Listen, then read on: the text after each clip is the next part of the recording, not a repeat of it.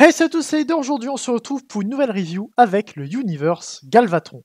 J'ai déjà parlé du personnage de Galvatron dans la review du Kingdom et un retour rapide sur sa version Titan's Return est également disponible sur ma chaîne.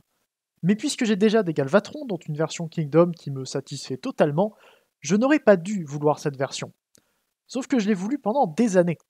Tout comme le Titan's Return, qui est le dernier à avoir tenté quelque chose de nouveau, le Universe est un Galvatron qui date d'une époque où la G1 était une inspiration plutôt qu'un vrai modèle.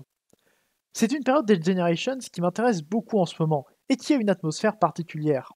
C'est pour ça que je vous présente Galvatron aujourd'hui. J'ai envie de vous entraîner vous aussi dans ce retour en arrière, et pourquoi pas vous faire découvrir une figurine dont vous n'aviez même pas idée de l'existence.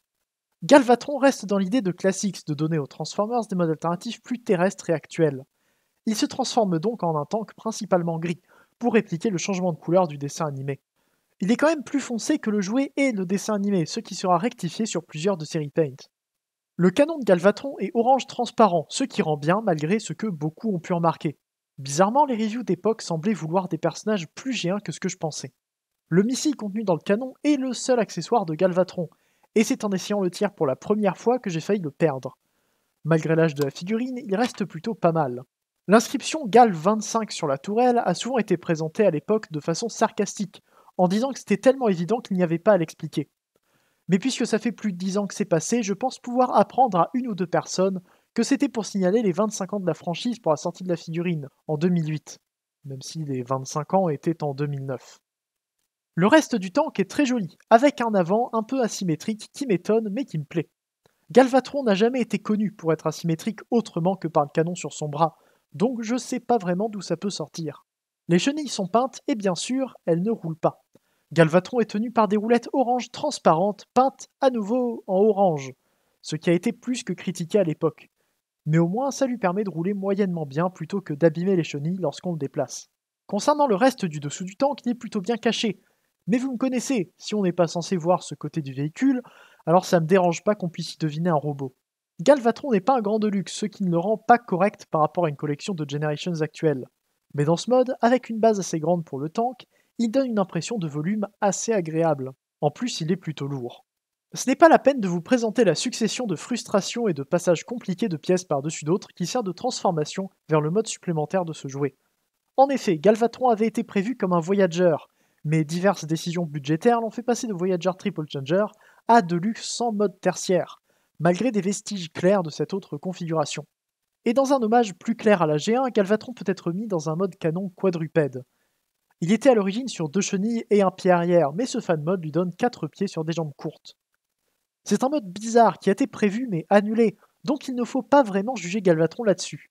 Par contre, on peut juger le fait que ce mode soit encore réalisable avec des pièces dédiées, alors que le budget de fabrication aurait pu permettre de régler bien des défauts. Et bien sûr, puisque ça n'est pas officiel, on peut le mettre un peu comme on veut pour tenter de le faire ressembler à quelque chose.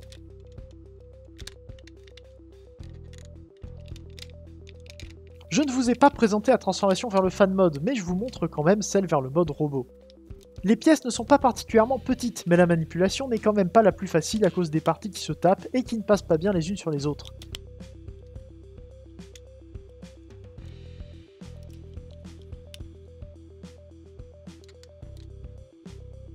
Il y a quand même quelques étapes intéressantes, comme toute la manipulation des jambes qui allie plusieurs rotations et une glissière bien pensée.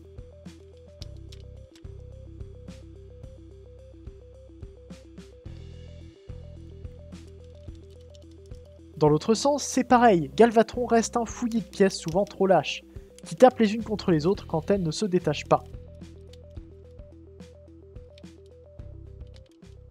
Mais le mode robot est quand même très beau.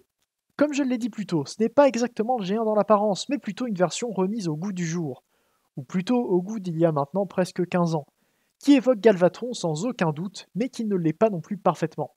Ses jambes sont longues et son torse est plutôt fin, avec un bras un peu plus grand d'un côté qui n'est pas sans rappeler pas mal d'autres designs dont l'un des bras supporte un canon. La tête est au niveau des figurines de l'époque, qui étaient en général moins bien faites que maintenant.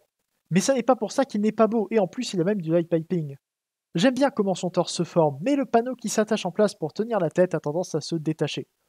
Pour être tout à fait franc, il ne s'attache même pas du tout. Il est juste posé là et ne tient que parce qu'il est coincé par les bordures qui l'entourent.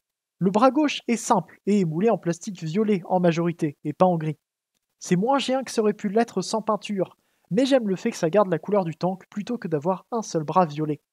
Et concernant l'autre bras justement, la main est cette fois-ci ouverte, et il a un lance-missile dans l'avant-bras. Mais le plus remarquable ici, c'est que la tourelle forme l'épaule en se compressant pour un volume plus correct. J'adore l'idée, surtout que ça permet d'éviter un trou qui aurait été formé par l'absence du canon. Parce que le canon est juste là, et contrairement à tous les autres Galvatron de style G1, celui-ci ne se détache pas, ce qui est un bon point. Les jambes sont une partie qui a fait pas mal parler de ce Galvatron, notamment à cause du kibble un peu partout. Les chenilles sont explosées en divers endroits sur les côtés et l'arrière, ce qui n'est pas le plus joli. Ce sont surtout les pièces à l'extérieur des genoux qui ne plaisent pas, parce que ça casse l'esthétique. Ce sont deux bêtes morceaux carrés de chenilles qui sont là à cause de la transformation. Et pour l'arrière, les talons ne sont que du kibble également, ce qui n'est pas le meilleur pour la stabilité. Et avec des hanches comme les siennes, la stabilité est un problème majeur. Ce n'est pourtant pas son backpack qui le gêne. Il a quelques pièces, dont les fameuses pattes avant du troisième mode avorté, et une jupe assez longue, mais ça n'est pas particulièrement gênant. Il reste quand même peu articulé, ou du moins pas toujours aux bons endroits. La tête tourne et encore heureux, l'épaule gauche est sur un ball joint, et il a même un double coude pour la transformation. Par contre, le tout est un peu lâche, ce qui ne dérange pas puisqu'il ne peut pas tenir d'arme de toute façon. L'autre bras est bien plus limité puisqu'il ne va pas vers l'extérieur. Enfin, l'épaule va vers l'avant et l'arrière, et plus bas, une articulation dédiée permet de ramener l'avant-bras vers l'extérieur. Mais c'est une excuse un peu faible. Pour les jambes, les hanches sont très lâches et ça l'empêche de les tenir en l'air facilement à cause du kibble dessus. Ses cuisses sont trop courtes pour que le genou fasse une différence très notable, mais ce n'est pas pour ça qu'il aurait fallu ne pas en mettre. Enfin, les pieds bougent un peu sur le côté si on n'utilise pas l'articulation de transformation pour casser le tibia. Galvatron n'est donc pas très articulé, mais il reste dans la moyenne de son époque, s'il n'est pas un peu en dessous à cause de son bras gauche. Même Optimus de chez Quick est plus articulé sur ce point-là. Parlant de comparaison justement, il complète un peu mes Generations échelle Deluxe, si je peux appeler comme ça les figurines à l'échelle avec Optimus Classics Deluxe. Après tout, Galvatron ne va pas trop mal contre Rodimus Classics que j'ai en version RTS, et je le trouve même plus réussi que Rodimus. Mais surtout, il me complète mes Unicron Deluxe. Avec Cyclonus RTS et Scourge Titan's Return, j'ai maintenant une équipe dans une échelle réduite, même si elle est incorrecte. Galvatron est plus petit que Scourge, ce qui n'est pas la meilleure représentation des deux personnages l'un par rapport à l'autre. Mais j'ai donc maintenant deux équipes à peu près cohérentes à deux échelles différentes, ce qui doit être l'une des rares fois où ça m'arrive, si ce n'est la seule. Je crois donc que c'est tout pour moi pour cette review. Est-ce que Galvatron est bien? Pas vraiment. Mais est-ce qu'il est unique? Totalement. Il représente bien cette époque d'une G1 altérée pour une esthétique plus contemporaine. Je ne peux qu'imaginer les excellentes figurines qu'on pourrait avoir si les idées qu'on avait eues ici étaient utilisées avec les techniques actuelles et un budget approprié. Mais en attendant, je me contente de Galvatron Universe, qui me faisait envie depuis longtemps et que j'adore avoir entre les mains. Merci à vous de regarder cette review, j'espère qu'elle vous aura plu. J'ai été bien content de trouver ce Galvatron, et même s'il est encore critiqué maintenant, je trouve qu'il est comme beaucoup d'autres Transformers d'il y a plusieurs années. Il a beau avoir des défauts, il a pris plus de risques que ce qui se fait maintenant, et ça lui ajoute un intérêt tout particulier. J'attends maintenant votre avis sur la figurine et sur la vidéo en commentaire. Abonnez-vous pour ne pas louper mes prochaines reviews et soutenez-moi sur Utip si vous en avez envie. Faites un tour sur le Discord de l'Arche pour discuter avec le reste du fandom et pour savoir de quoi je pourrais parler sur ma chaîne à l'avenir. On se retrouve bientôt pour une prochaine vidéo, c'était Idar, fin for un jour, fin for a choix et salut.